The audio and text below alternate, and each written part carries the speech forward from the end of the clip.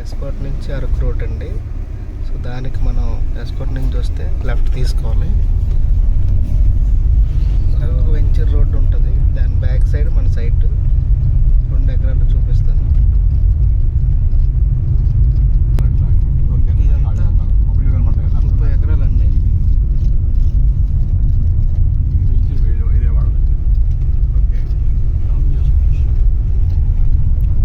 మనకి ఇప్పుడు ఒక వెంచర్ ఉందండి. సో వెంచర్ దగ్గరలో 2 ఎకరాలు సైట్ సేల్కి వచ్చింది. సో అది మీకు చూపిస్తాను. మన సేల్కున్నది ఎంత అండి? ఇక్కడ సేల్కున్నది ఎంత? 2 ఎకరాలు. ఇది ఒక వెంచర్ అండి.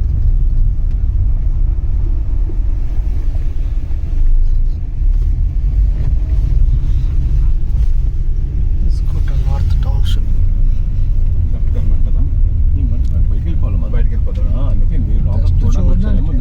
ఈ వెంచర్ మామూలు చూపిస్తా. కాదని చెప్పాగా మీకు. దానికి అదే ఏమవుతుంది ఇది నార్త్ హోమ్స్ ఏదో ఉంది సార్. ఎస్కోట్ నార్త్ హోమ్స్ ఏదో ఉంది. సో ఈ వెంచర్ మామూలు చూసి సైట్ చూద్దాం.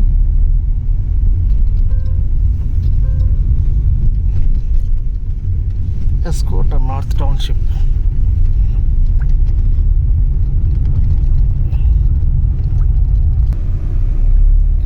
ఇది ఎస్కోట్ నుంచి అరకు వెళ్ళే రూట్ అండి. సో మనం దీనికి రైట్ సైడ్ వెళ్ళాలి మన సైట్లోకి. సో ఎస్ఆర్ పెట్రోల్ బంక్ అంటే ఇది మనకి SR petrol bunk. SR company ఉంది కదండి మనకి వైజాగ్. దీని బ్యాక్ సైడ్ వస్తుంది సైట్. సో కొంచెం ముందుకెళ్ళి మనం రైట్ సైడ్ తీసుకోవాలి. ఇదంతా ఇది 6 లేన్ హైవే పడుతుందండి. ఇలా వెళ్ళాలండి. వెనకలాగండి సార్. మనకి సైటు ఇదిగోండి. ఇక్కడ ఆంజనేయ స్వామి విగ్రహం ఉంది. ఎస్కోట్ నుండి వస్తుంటే పాన్ షాపు. సో ఇది ఇలాగ వెళ్తే అరకు రోడ్డు. ఇది కొంచెం రోడ్డు వైడనింగ్ అవుతుంది. మనకి ఈ రోడ్డు ఇలాగ వెళ్ళాలండి, చిన్న రోడ్డు. ఇందాక చూపించిన లేఅవుట్ నుంచి వెళ్ళొచ్చు, ఇలా వెళ్ళొచ్చు. సో ఇదండి మనకి సైటు. మనకి నుంచి తెప్పించండి మనుషులు. సామాన్ చెప్తారా? మొత్తం రైట్కి లెఫ్ట్ సైడ్ ఉండదండి. మొత్తం 2 ఎకరాలు.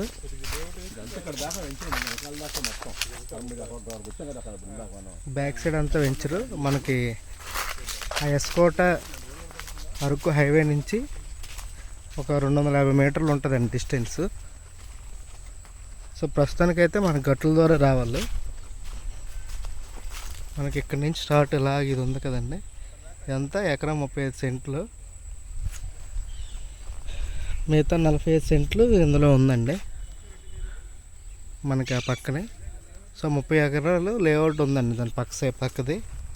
ఆ కాంపౌండ్ వాల్ కనబడుతుంది కదా వైట్ది.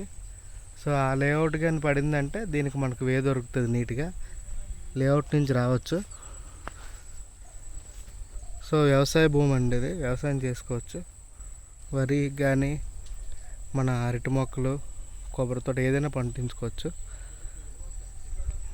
ఇవ్వండి పక్కనంతా కొండలు అన్నీ నీట్గా ఉన్నాయి అటువైపు ఇటువైపు. సో ఇన్వెస్ట్మెంట్ పర్పస్ బాగుంటుందండి లాంగ్ రన్లో. Thank you.